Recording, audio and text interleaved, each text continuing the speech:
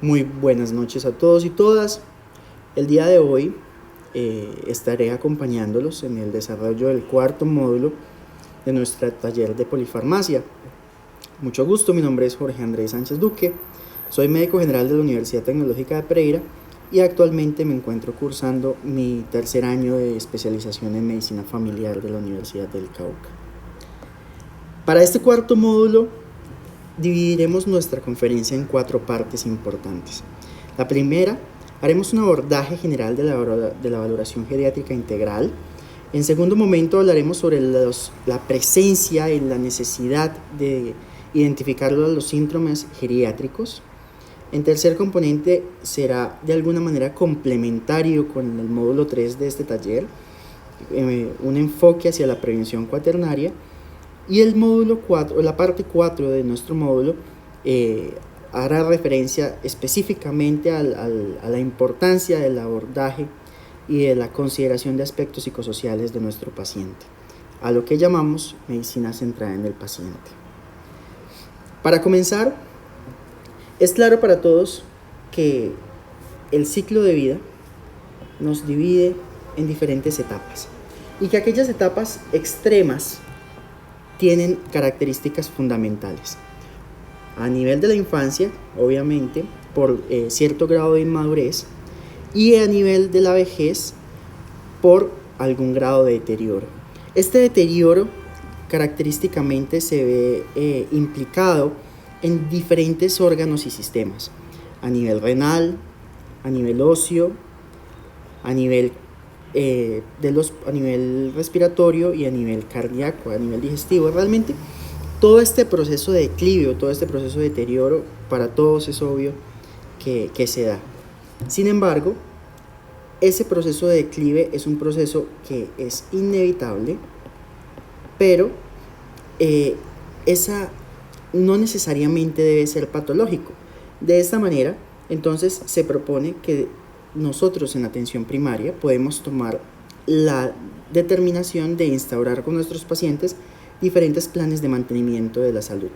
Y esos planes de mantenimiento no son sin nada diferente a identificar aquellos factores de riesgo individuales de cada paciente e intentar controlarlos, para que ese proceso de envejecimiento no condicione al paciente hacia un proceso patológico, sino por el contrario, como veremos más adelante, lo lleven hacia un envejecimiento activo o un envejecimiento exitoso.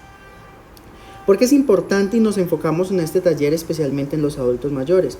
Bueno, claramente las diferentes estadísticas desde donde se miren y las diferentes estimaciones evidencian cómo estamos enfrentando un cambio muy importante en la pirámide poblacional, de modo que para el 2015 estimábamos que había 901 millones de adultos mayores de 60 años. Sin embargo, se estima que para el 2050 este número será más del doble. Y en Colombia sucede una situación relativamente similar, de modo que evidenciamos cómo para el 2005 la base de las edades inferiores, las edades infantiles, tenían una mayor prevalencia de la distribución de la población. Sin embargo, cada vez los grupos, especialmente aquellos mayores de 60 a 65 años, comienzan a ampliarse, pasando entonces en Colombia de 2005 a 2018 de un 6,3% a 9,1%, y en el caso contrario, una disminución de los menores de 14 años de un 30 a un 22%. Esto per se nos habla de que el personal de atención en salud que debe enfocarse en la población geriátrica pues debe ser mayor, pero debe también además enfocarse en algo, y es lo que nos dice el Global Burden Disease del 2019, y es que ellos nos identifican como esta población mayor de 60 años tiene un riesgo mucho más elevado de mortalidad por diferentes causas.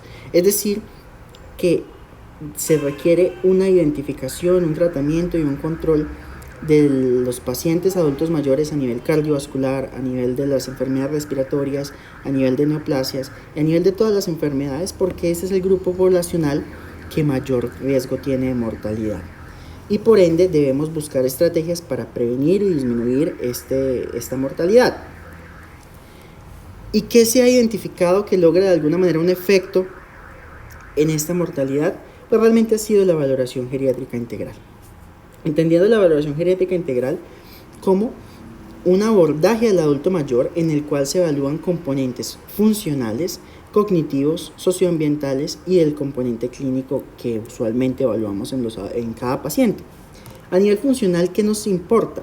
Nos importa establecer cómo es ese punto de partida de nuestro paciente, qué actividades de la vida diaria puede realizar, cuál es el nivel de dependencia de este paciente. A nivel cognitivo nos interesa saber cómo está su estado, su capacidad cognitiva, su toma de decisiones, su capacidad de realizar actividades. A nivel de salud mental nos interesa mucho, cada vez hablamos más de desenlaces como calidad de vida, la presencia de ansiedad o la presencia de depresión. Nos interesa además evaluar el estado socioambiental de los pacientes, saber cómo es ese nivel de apoyo familiar que reciben nuestros adultos mayores, si de pronto nuestro paciente tiene quien lee los medicamentos, quien vaya y los reclame, quien vaya a hacer autorizar una medicación, y además también nos interesa el cuidador primario. Entonces esas personas que están encargadas de nuestros adultos mayores, cómo es si tienen o no un desgaste por esta actividad. Y finalmente, después de estos tres componentes, probablemente el más importante sí siempre será evaluar el componente clínico de nuestro paciente, en el cual hacemos, como todos sabemos, una historia clínica completa, un examen físico completo, evaluamos estado nutricional, que es muy importante, hay varias variables que podrían servirnos, como el diámetro pantorrilla, el delta del peso en el último año y algunos score que podemos utilizar. Y también nos interesa mucho determinar si hay o no presencia de síndromes geriátricos adicionales a los diagnósticos que tenga nuestro paciente. Cuando hablamos de síndromes geriátricos, pues todos ya hemos escuchado numerosos tipos de síndromes geriátricos. Sin embargo, una forma relativamente sencilla de recordarlos es la mnemotecnia de los I12, y es por sus siglas en inglés. De modo que cada uno de estos comienza por la I como la inmovilidad, la inestabilidad, la incontinencia, un deterioro intelectual, la presencia de infección, la inanición, la pérdida de la visión y la audición, alteraciones a nivel gastrointestinal, el aislamiento, deficiencias inmunitarias, la impotencia sexual y la iatrogénesis, que de alguna manera es la que nos llama el día de hoy en este taller. Cuando hablamos de iatrogénesis, pues vamos a hablar de polifarmacia o polimedicación, que pueden ser considerados sinónimos. Sin embargo, estas definiciones o estos términos tienen varias definiciones o varias formas de ver la polifarmacia. La polifarmacia en general, la más fácil de identificar es en términos cuantitativos, la hemos hablado a lo largo del curso.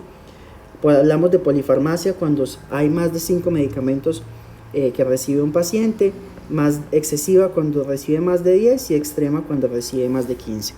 Hasta ahí pareciera muy sencillo.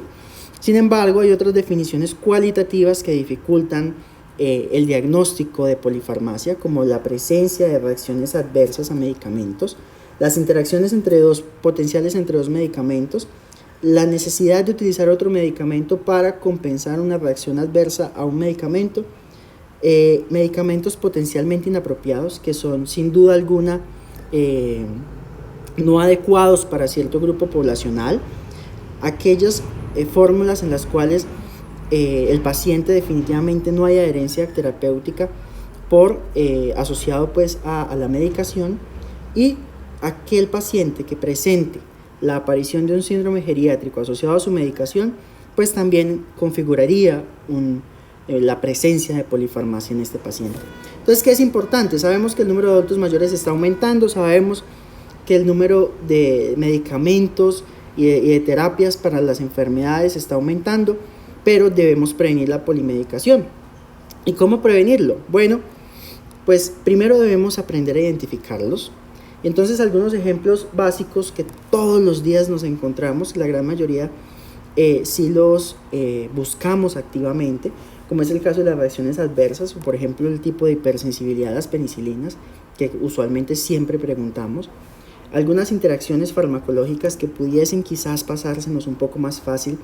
Aquel paciente que está anticoagulado y requiere un manejo antibiótico, y que no deberíamos usar macrólidos o quinolonas o sulfas, y a veces pues se nos pasan esas interacciones, el uso de opioides con benzodiazepinas. Algunos ejemplos concretos de cascadas de prescripciones en el caso de un paciente que es hipertenso, que usa diuréticos tiazídicos y que posteriormente encontramos laboratorios que nos indican que el paciente tiene hiperuricemia. Y para ello, pues entonces mandamos aropurinol, no recordando que nuestro paciente tiene un diurético tiazídico y que puede ser asociado a eso la sintomatología. Algo similar sucede en el paciente que requiere antiepilépticos y que lo hospitalizamos. Esto sucede sobre todo en urgencias. Entonces el paciente le debemos aumentar las dosis de antiepilépticos y le causamos náuseas, y para las náuseas le utilizamos metoclopramida, y el paciente de algún momento comienza a padecer algún desorden del movimiento, pensamos que pudiese estar cursando con Parkinson o algo por el estilo, y al egreso hospitalario le prescribimos levodopa. Entonces vamos viendo cómo no es descabellado pensar que en nuestra práctica clínica diaria estamos incurriendo en polifarmacia y que lo importante es lograr identificarla y prevenirla al máximo. Hay medicación potencialmente inapropiada, como vimos en el módulo 2. Un ejemplo muy concreto es el paciente que tiene antecedentes de síncope y que también tiene patologías prostáticas y que además tiene hipertensión y utilizamos la prazosina. Ese diagnóstico de síncope pues es un paciente que no debería utilizar prazosina. Si a nuestro paciente le damos una fórmula claramente que tiene 8 medicamentos y él o ella solamente se toma 2 o 3, ahí hay una no adherencia farmacológica. Ese es otro caso en el cual se constituye un tipo de polifarmacia.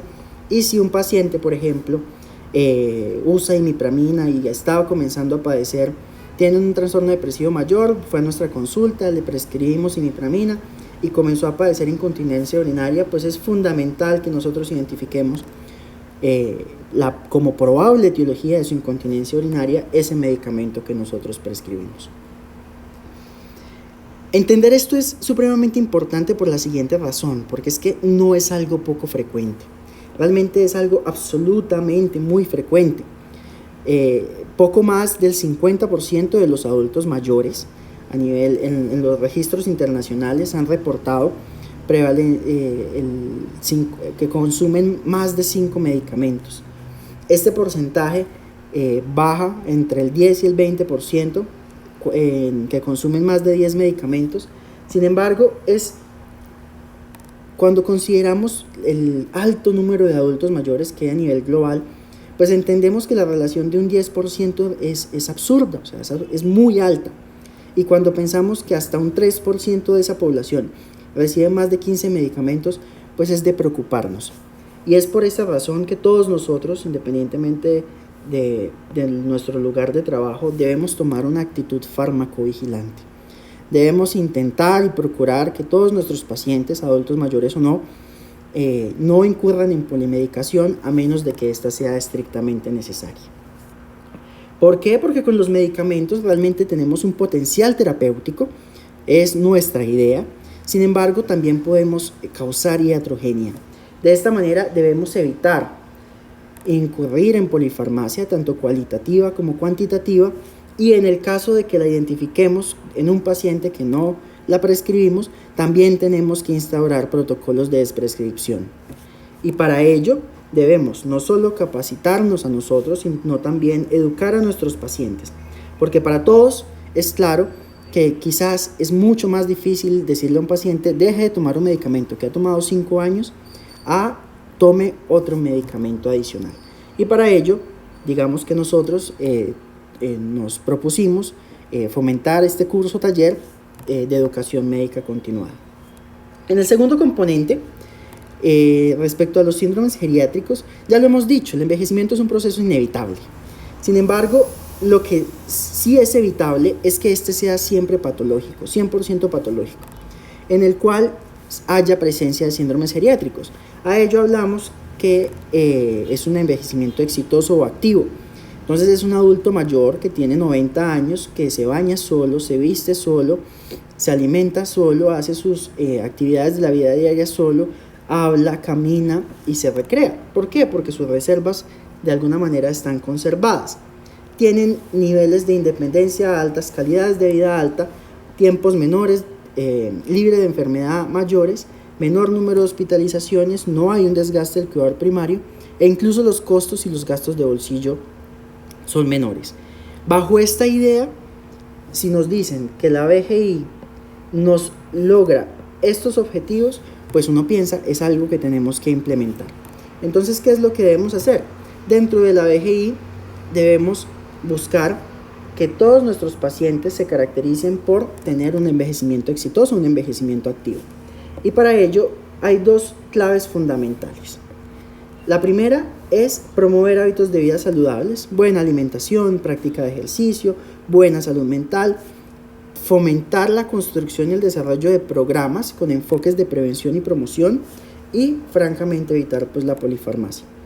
Además de el segundo componente, que sería identificar o establecer la mejor estrategia para realizar valoraciones geriátricas integrales a nuestros pacientes, evaluando los componentes que ya hemos determinado y ahí finalmente identificar pues digamos las patologías adicionales que nuestros pacientes padecen. Hay muchos síndromes geriátricos, estas listas cada vez se van haciendo más grandes, incluyendo diagnósticos como sarcopenia, osteoporosis, el estado de inmunización,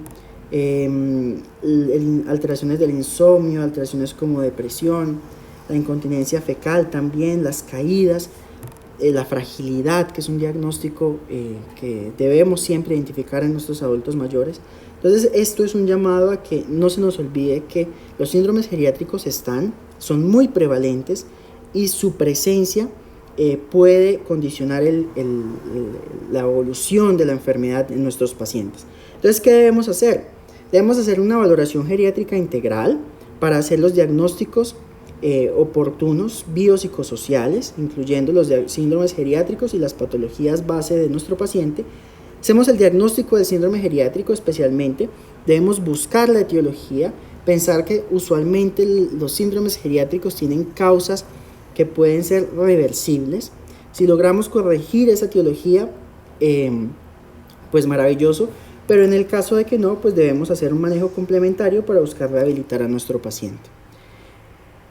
Y lo más importante después del proceso de rehabilitación es que estos pacientes debemos realizar seguimientos.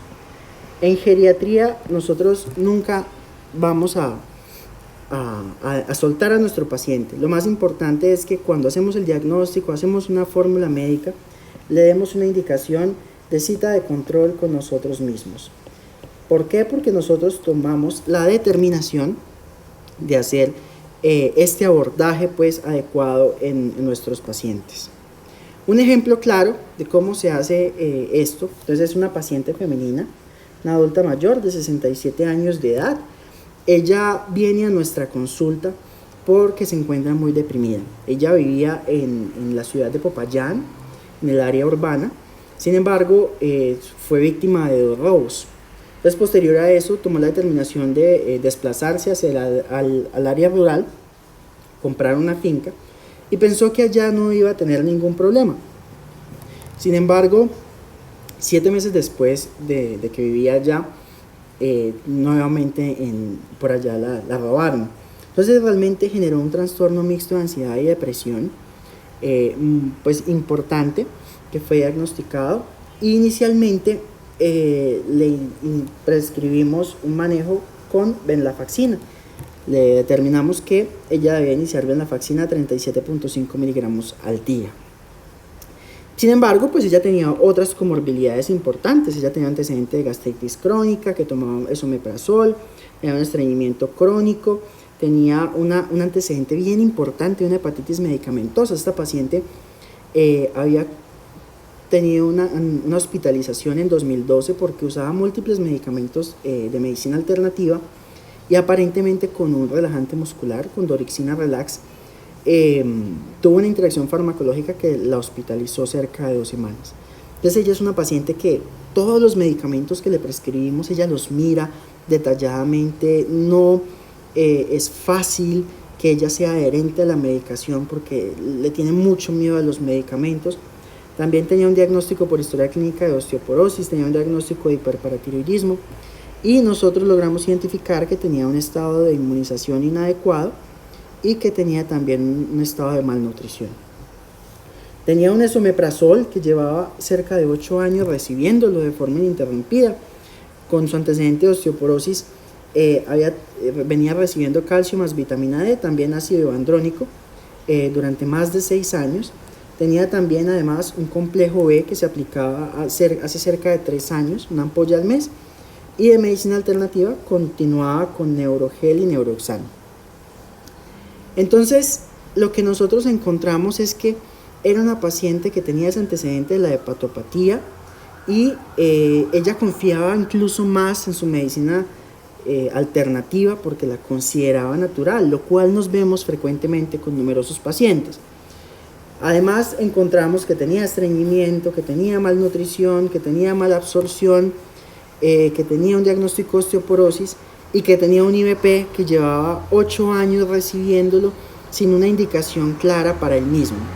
Entonces, nosotros consideramos que no había indicación del IBP e instauramos un protocolo de prescripción conjunto con el paciente. Ya lo vimos el módulo pasado, lo recordaremos un poco más adelante.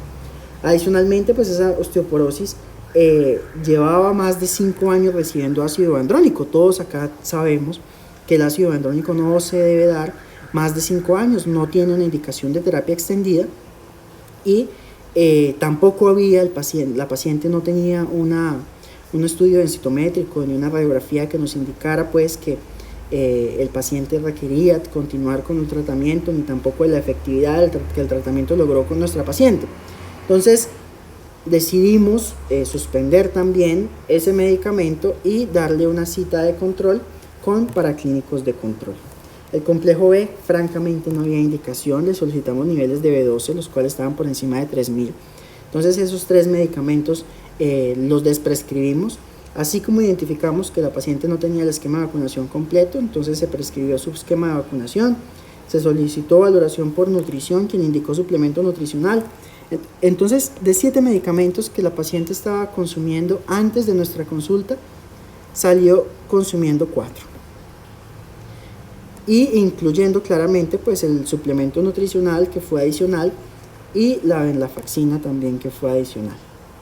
Entonces, en este caso, pues uno entra a hablar de polifarmacia y a entender que puede que la polifarmacia a veces sí sea necesaria. En nuestro caso anterior no, llegamos a un número de 4 medicamentos y en esta paciente específicamente más medicamentos, era más deterioro y realmente estábamos en iatrogenia con ella. Sin embargo, bajo la idea de que puede haber polifarmacia necesaria porque está basada en la medicina basada en la evidencia y porque está basada en la medicina centrada en el paciente, pues entonces siempre tomaremos mejores conductas en nuestra práctica clínica. Para el tercer componente, que es la prevención cuaternaria, debemos entender o recordar algo que es muy básico, que siempre se nos han dicho, y es que las intervenciones sanitarias que nosotros realizamos como profesionales de la salud tienen una idea, y es generar un beneficio en la población. Pero también tenemos que entender que toda decisión clínica puede generar también un perjuicio, y eso lo hemos visto en numerosos pacientes. Porque así como cada vez tenemos intervenciones más potentes, cada vez esas intervenciones las hacemos más frecuentemente, realmente es importante entender que hay riesgos que son inevitables y que cada vez también son más grandes. Entonces debemos entender que muchas veces debemos recordar, primero, no hacer daño y menos es más, y sobre todo a nivel de la prescripción de medicamentos. Entonces, para nosotros en la concepción de este taller era fundamental que entendiéramos la importancia de saber desprescribir, que probablemente es algo que no se nos suele enseñar. Y para poder desprescribir, pues debemos entender ese modelo de prevención de la enfermedad y entender que ese modelo de prevención tiene 2 puntos de vista: el punto de vista del médico y el punto de vista del paciente. Cuando estamos hablando de que el médico vea al paciente aliviado y el paciente se siente aliviado, pues entonces en ese caso estamos en un caso de prevención primaria, es decir, el paciente está aliviado pero puede tener factores de riesgo, debemos controlar esos factores de riesgo. Si por el contrario el médico considera que el paciente está enfermo, pero el paciente se siente aliviado, es probablemente una enfermedad que apenas se está instaurando, apenas se está naciendo, apenas apareció, apenas encontramos una hemoglobina glicosilada elevada, una TSH elevada, unas cifras de presión arterial elevadas. Entonces, a pesar de que el paciente cree que está sano, no, está enfermo. Tenemos que hacer un diagnóstico temprano, un tratamiento temprano y tomar las medidas pues necesarias para controlar a nuestro paciente, que es la prevención secundaria. Si ambos consideran que el paciente está enfermo, entonces es una patología que compromete de forma importante al paciente. Es una patología que lo enferma y que necesitamos tratar, y necesitamos también considerar aspectos como la rehabilitación y buscar aspectos que mejoren la calidad de vida de nuestros pacientes. Y nunca olvidar el cuarto componente que se nos suele olvidar, y es aquel en el cual el médico piensa que el paciente está aliviado, pero el paciente se siente enfermo. Cuando el paciente nos diga, me siento enfermo, doctor, y todos los exámenes salgan bien, el examen físico sale bien, ojo, no todo es fibromialgia. Hay otras enfermedades, y en el caso específico de la iatrogenia, de la polifarmacia, son pacientes que debemos buscar y estudiar e investigar. ¿Cómo sería una solución a este problema? Bueno, desde la medicina familiar hacemos algunas propuestas. Las historias clínicas usualmente tienen unos componentes básicos: el subjetivo, el objetivo, el análisis. El plan usualmente está por separado. En el motivo de consulta subjetivo solemos poner motivo de consulta, enfermedad actual, antecedentes. A nivel de objetivo, signos vitales, examen físico, paraclínicos. La gran mayoría de nosotros utilizamos múltiples score, índices o cuestionarios que reportamos en esta parte, pero digamos que la propuesta grande de nosotros es a nivel del análisis. Y esto es en el especial de especial importancia en ese adulto mayor que identificamos que tiene polifarmacia. En ese paciente que tiene mayor de 60 años, que usa más de 5 medicamentos, es un paciente que sugerimos nosotros se realice un análisis por eventos con enfoque en PIP. ¿Esto qué quiere decir? Avancemos en prevención cuaternaria, prevención terciaria, prevención secundaria, prevención primaria y promoción de la salud. Entonces, en prevención cuaternaria, de lo que ya nos dijo en su enfermedad actual y en su motivo de consulta, esos signos o síntomas o esas manifestaciones de enfermedad que nuestro paciente nos describe podrían ser explicados por la medicación que el paciente está recibiendo. ¿Será que el paciente se beneficia de desprescribir algún medicamento? Debe ser una pregunta que constantemente nos hagamos. A nivel de prevención terciaria, pues es la enfermedad especialmente que el paciente diga que es la que más lo aqueja. Puede ser un paciente hipertenso, diabético, pero hoy viene específicamente porque le duele la espalda. Entonces, ese es la causa el motivo de consulta más importante, porque es aquel que más aqueja al paciente. Y debemos pensar en cómo rehabilitarlo, cómo controlarlo, cómo tratarlo, para lograr que el paciente logre estar en su vida habitual. Porque quizás si es diabético y tiene cifras de glicemia elevadas, pues sí, tiene un alto riesgo de múltiples complicaciones, pero él con eso es capaz de vivir su vida, y su calidad de vida en este momento es adecuada. Y sí tenemos que controlarlo, pero quizás para ese paciente que tiene el dolor de espalda es más importante en esta consulta que le tratemos su dolor de espalda a que le controlemos su glicemia. Sin embargo, hay que hacer las dos cosas. El tercer componente sería la prevención secundaria. Entonces debemos identificar cuáles son esas enfermedades que está teniendo nuestro paciente, hacer diagnósticos precoces, oportunos, iniciar tratamientos correctos para prevenir complicaciones. Y en prevención primaria, si logramos identificar además factores de riesgo adicionales, pues estamos haciendo todo lo que podemos hacer por ese paciente. Para todos en este momento deben estar pensando, no, claro, pero es que en 15-20 minutos esto es imposible, no se puede hacer. Estamos absolutamente de acuerdo con ustedes. es complejo, pero cuando el proceso se va sistematizando, se puede hacer de mejor manera y menos, digamos, sucesos se nos comienzan a pasar. Y finalmente, la parte de la promoción de la salud, pues todos usualmente tenemos recomendaciones que usualmente copiamos y pegamos. Entonces, recomendación para el paciente con enfermedad renal crónica, recomendaciones para el paciente con hipertensión arterial, recomendaciones para el paciente con EPOC, y de alguna manera estas sí simplemente será entonces incluirlas en ese análisis. Devolviéndonos al ejemplo de nuestra paciente, entonces, ¿cómo sería ese análisis? La paciente realmente, su motivo de consulta es: me siento deprimida. ¿Qué hacemos con la prevención cuaternaria? Tenía un antecedente de gastritis crónica, pero no tenía indicación de profilaxis con esomeprazol. Entonces, lo que consideramos fue establecer un protocolo de desprescripción para el esomeprazol. Era un antecedente de osteoporosis, pero no tenía densitometría de control. El ácido andrónico no tiene indicación durante más de 5 años. Entonces, instaurábamos el protocolo de desprescripción de ácido andrónico. Y también la paciente no tenía indicación de complejo B, y logramos un acuerdo con la paciente de confianza donde fortalecimos la relación médico-paciente, le indicamos que nosotros íbamos a hacer un seguimiento con ella y logramos suspender también la medicación alternativa. A nivel de la prevención terciaria, pues lo más importante para ella en ese momento era su depresión.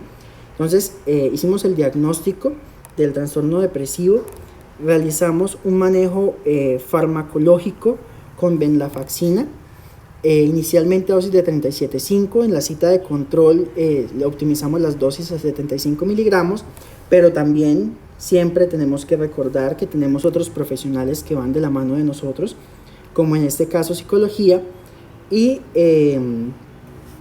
pues digamos que lo importante acá era que la paciente entendiera que iba a haber un seguimiento con esa paciente. A nivel de la prevención secundaria, entonces identificamos que la paciente tenía un diagnóstico de osteoporosis. Entonces indicamos continuar calcio más vitamina D, solicitar la densitometría ósea después de que ya habíamos suspendido el ácido andrónico. A nivel de prevención primaria, pues había varios factores de riesgo en nuestra paciente. No tenía el esquema de vacunación completo, había un estado de malnutrición, y le indicamos suspender pues las bebidas potencialmente causantes de acidez como café y chocolate, porque pues era una paciente que le habíamos suspendido el omeprazol. Adicionalmente a eso, le solicitamos paraclínicos de control para la cita de control en un mes con nosotros mismos. Y finalmente, el protocolo de promoción de la salud, entonces que haga ejercicio de baja actividad, como la hidroterapia, la exposición controlada al sol usando bloqueador solar, más agua, más fibra, y cualquiera y muchísimas indicaciones que cada uno de ustedes pueda considerar. Entonces, esto es un llamado a qué? Este taller es un llamado a que nuestros pacientes intentemos realizar una revisión de la medicación y a llegar a una estructura donde logremos identificar toda la medicación, por qué, para qué, a qué dosis y cuál es la adherencia, pero que sea tan estructurado y tan sistematizado en nosotros que logremos hacerlo rápido para disminuir los riesgos de la polimedicación sin extendernos pues en tiempo. Entonces, en este proceso debemos identificar lo que dijimos, la adherencia, debemos identificar la presencia de polifarmacia, tanto cuantitativa como cualitativa. Inicialmente utilizar criterios Stop-Star o criterios Beers suele ser muy dispendioso, luego comienza a ser más ágil. Debemos también evitar la inercia terapéutica o inercia clínica, y es que usualmente hay un problema en el seguimiento de la continuidad de los pacientes con nosotros.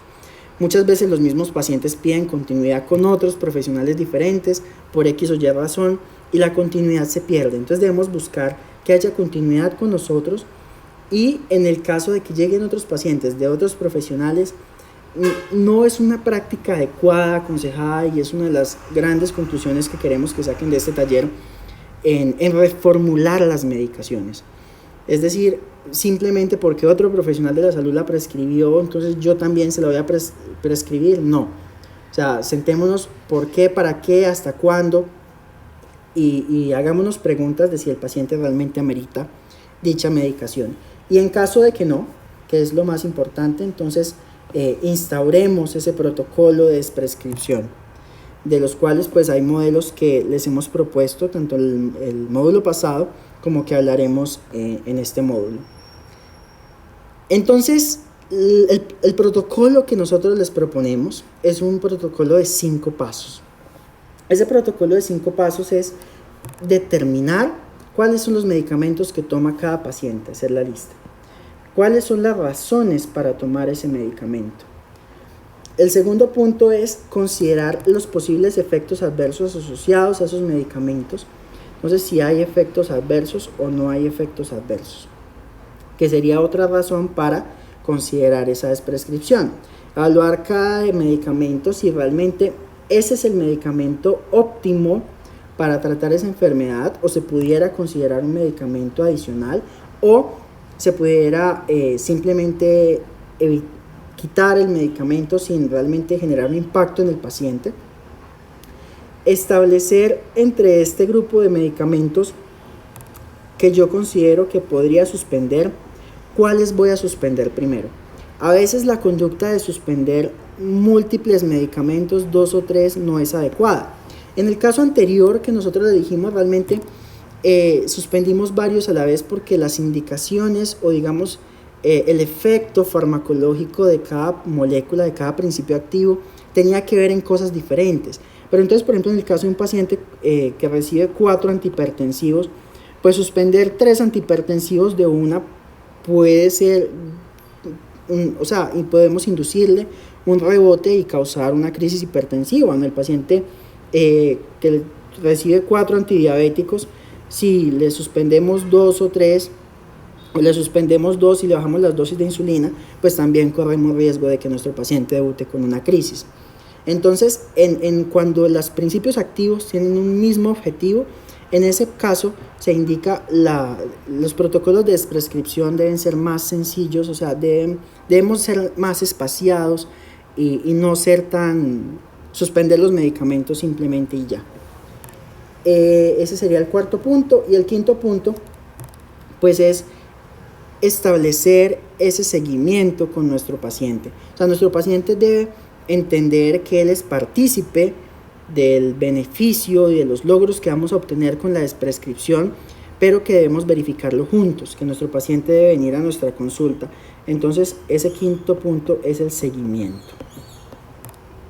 Sin embargo, pues entonces, ¿por qué todo esto? Porque realmente en medicina nos encontramos con muchos dilemas, y es que a lo largo de la vida, entre mayor edad, mayor es el riesgo de medicalización, y mayor es el riesgo de tener enfermedades, mayor es el riesgo de tener la necesidad de utilizar medicamentos, y entre mayor sea la enfermedad, pues usualmente mayor es la intensidad de la atención que brindamos, no solo en medicamentos, sino en diferentes intervenciones.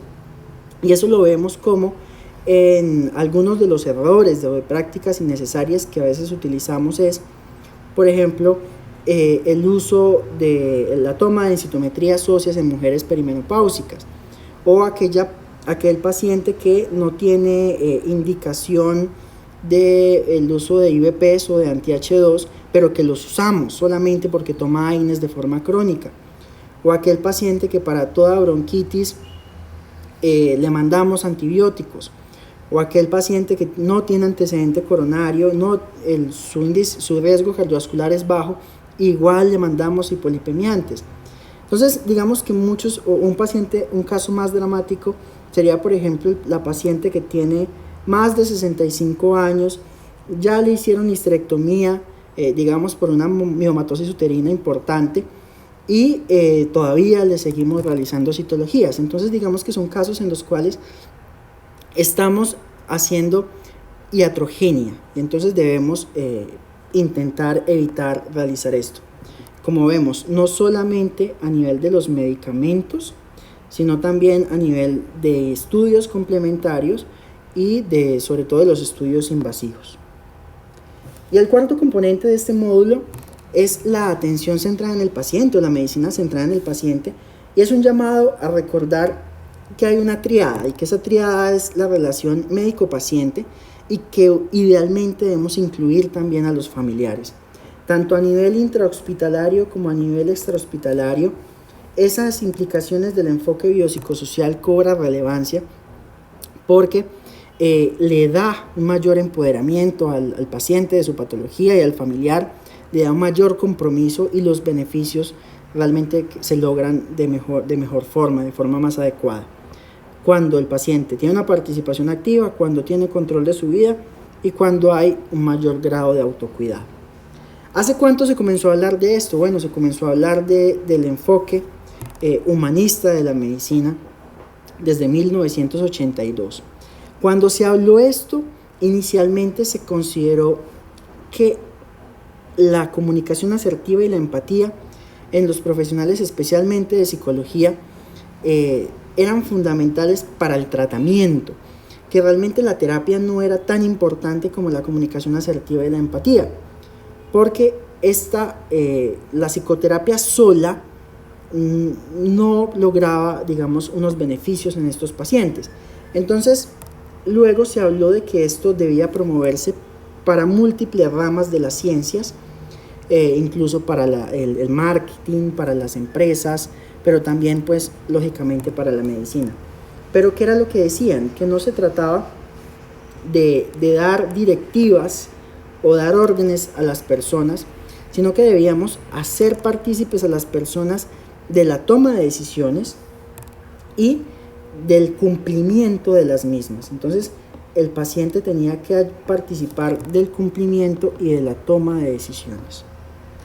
Luego, Michael Balint dijo, esta teoría es supremamente interesante de la psicología, que era un médico psiquiatra, psicoanalista, pero él dijo, llevémoslo a la medicina, porque él siempre consideró que el médico como medicamento puede beneficiar al paciente, pero el médico también puede ser como un veneno.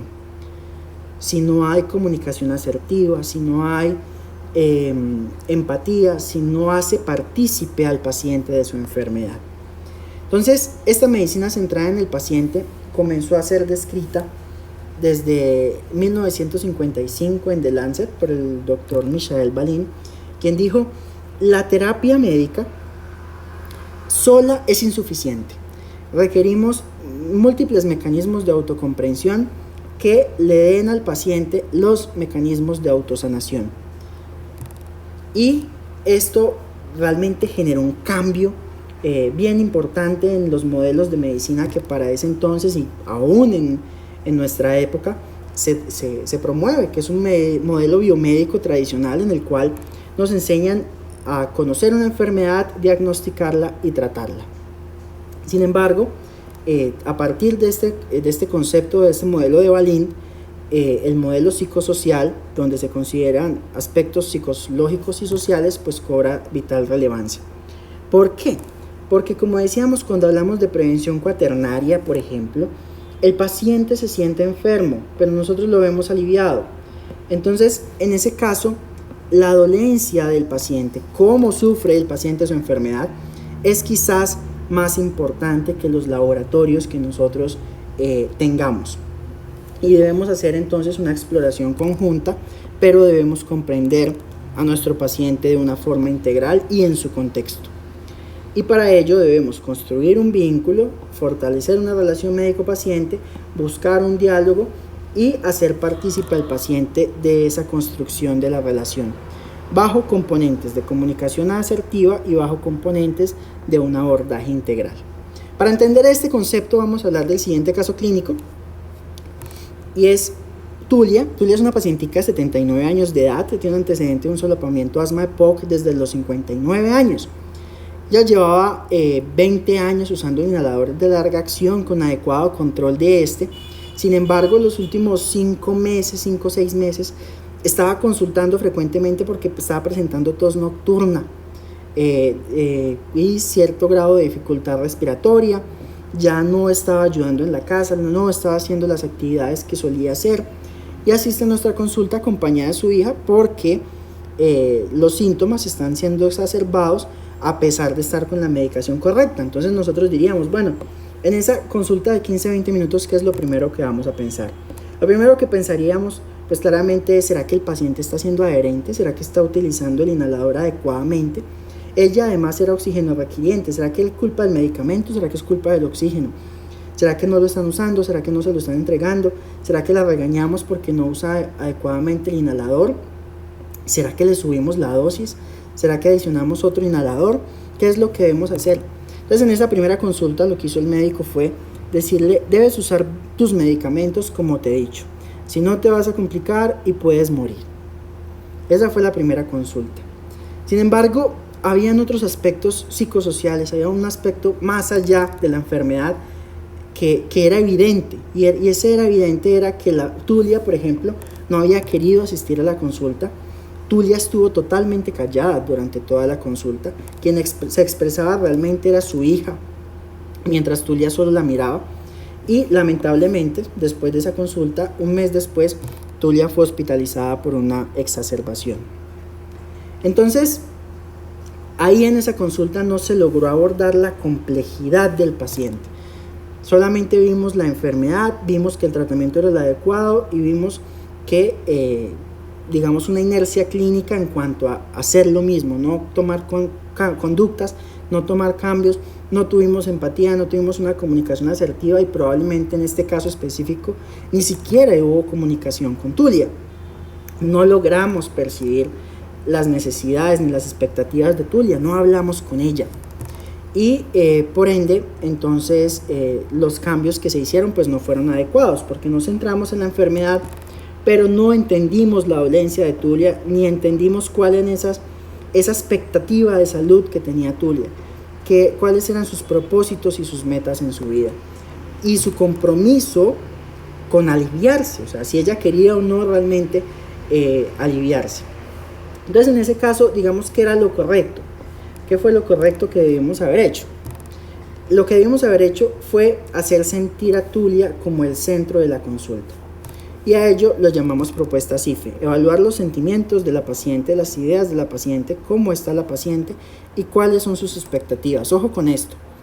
Muchas veces nosotros hablamos de la expectativa de vida del paciente, pero cuando hablamos de medicina centrada en el paciente, las expectativas usualmente no solo las define el médico, las definimos la triada, médico, paciente y familia, pero siempre debemos escuchar a ese paciente que quiere salir a caminar, ese paciente que quiere vivir más años o ese paciente que quiere, y es algo que usualmente olvidamos. Entonces ahí debíamos entender a nuestro paciente como un todo, como al paciente pues en su contexto, pero como un miembro de su familia y como una miembro de un contexto social que también debíamos atender. ¿Cuál era entonces el caso o el contexto de nuestra paciente? Pues realmente lo que sucedía era que Tulia le gustaba mucho ayudar en su hogar, pero pues los últimos meses no había podido, tenía algún grado de discapacidad física. Ella vive en su casa con su hija se llama Sofía, junto a su yerno y a su nieto.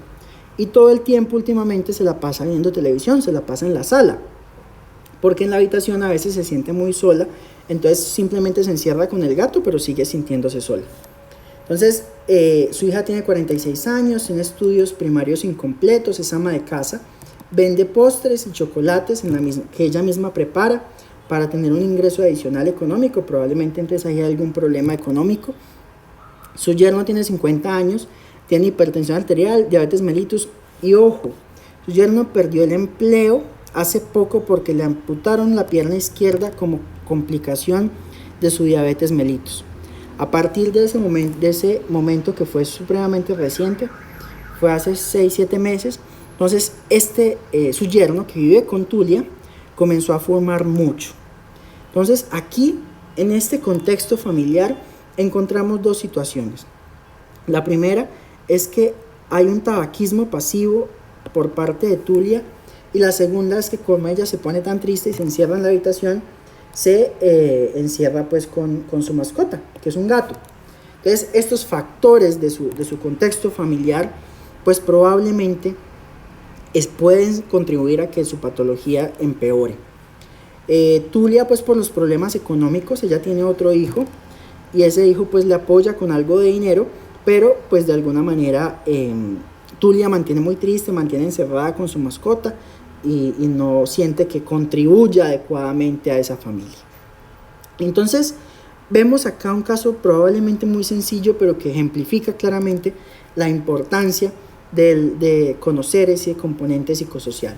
Entonces, en el contexto de ella, probablemente no teníamos tanto que preguntarnos por los medicamentos, tanto por el oxígeno, tanto por la adherencia, la técnica, que también es muy importante. Muchos casos de un inadecuado uso de inhaladores, pues obviamente no van a llegar a un control terapéutico. Sin embargo, en este caso quizás el problema trascendía la patología de Julia y trascendía la conducta terapéutica como tal. Entonces debíamos establecer unas metas, unas prioridades y definir y asignar roles no solo al médico y al paciente, sino también al familiar. Entonces, como identificamos que los problemas era que la paciente se exponía a tabaquismo pasivo y que tenían una mascota en la casa, entonces cuando logramos interactuar con Tulia, lo que le dijimos fue, lo que nos dijo fue textualmente esto. Entonces, doctor, yo uso mi inhalador adecuadamente, en el horario indicado, pero aún así no me curo. Tuve un mal diagnóstico, por favor recéteme esas ampollas, esas son más fuertes, quiero poder ayudar. La paciente nos está diciendo su expectativa, nos está diciendo qué es lo que quiere, nos está diciendo, por favor, encuentra el problema, que el problema probablemente no es mi culpa. Entonces aquí, cuando logramos identificar esto, entonces solicitamos una valoración por trabajo social para que ayudaran a su yerno para obtener una afiliación al sistema de seguridad social y pudiera, pues, digamos, controlar su condición y mejorar su condición, disminuir el consumo de tabaco y también limitar el acceso de la mascota al interior de la casa. Cuando hicimos esto, pues logramos no solamente que el paciente tomara una participación, ni que la participación fuera toda de nosotros, sino que nos fuimos hacia una vía donde el modelo fue compartido. Había direcciones o conductas tomadas por nosotros como profesionales de la salud, por la paciente y también por su familia. Entonces, ¿esto qué logran los pacientes? Realmente logra un enfoque motivacional donde los hacemos partícipes a cada uno de los miembros de la familia del control de la enfermedad de cada miembro de la misma, valga la redundancia. Entonces, se realzan los beneficios, se fortalece la autogestión y otras actividades complementarias que debemos siempre hacer es, por ejemplo, brindar lecturas, buscar que haya cumplimiento de la prescripción, algún tipo de cribado continuo, y todo esto finalmente va a lograr unos mejores desenlaces clínicos y paraclínicos. Porque fortalecer la relación médico-paciente, otro de los mensajes que quiero dejar en esta conferencia, no es gratis. O sea, realmente esto sí es quizás la diferencia entre muchos personas que prescriben medicamentos milagrosos o mágicos como los venden, y aquellos médicos que no tienen una empatía con los pacientes, y por eso los pacientes prefieren a algunos profesionales antes que a estos. Y claramente no es porque sepan más ni nada por el estilo, sino es porque la actitud o la empatía, como le llamamos, la comunicación asertiva, pues de ellos es quizás un poco mejor. ¿Qué fue lo que nos llevamos de sorpresa cuando logramos identificar este enfoque de la medicina centrada en el paciente y atender a Tulia de la forma adecuada? Un mes después ella llegó a nuestra consulta, llegó sola, llegó contándonos que ella ya se encuentra haciendo gran parte del aseo en la casa, que ya se siente muy útil. Llegó diciéndonos que su yerno ya no está fumando, que ya tiene una afiliación a la EPS, pues realmente todavía no está trabajando, todavía hay problemas económicos, pero pues ya está motivado, ya quiere trabajar, aparentemente como que de pronto le van a dar un trabajo, y en el entorno familiar, pues ya se siente un entorno diferente, un ambiente ya se siente de felicidad. Entonces las conclusiones de este módulo, realmente son cuando veamos un adulto mayor, intentemos, especialmente en el adulto mayor y en el paciente pediátrico, intentemos fortalecer esa relación médico-paciente familiar, intentemos establecer logros y objetivos comunes entre todos los participantes de esa consulta, intentemos tomar una actitud farmacovigilante, no promovamos la inercia clínica ni la inercia terapéutica, implementemos todo lo que hemos aprendido, los SCORE, intentar practicar el índice de Beers, el índice de los criterios Stop-Start. Para nosotros es supremamente importante y grato que hayan llegado hasta este cuarto módulo, que hayan reservado de su tiempo, de su estudio, para capacitarse con nosotros, que hayan confiado en nosotros. También es importante que conozcan un poco más sobre la valoración geriátrica integral, sobre la medicina centrada en el paciente y la medicina basada en la evidencia. Pero finalmente, quizás lo más importante para todos nosotros es hagamos la medicina más humana. Muchas gracias a todos los participantes de este taller y de este curso profesional dirigido a trabajadores de la salud. Gracias por confiar en nosotros de parte de Audifarma S.A., de la Universidad Tecnológica de Pereira, de la Universidad del Cauca y de la Asociación Colombiana de Farmacología. Los invitamos a que cumplan con los requisitos para lograr su certificación, que nos dejen sus comentarios y sus preguntas al correo del taller Polifarmacia, @unicauca, y también a que estén atentos de nuevas actividades y nuevos cursos que muy pronto se vendrán por parte de nosotros. Muchas gracias.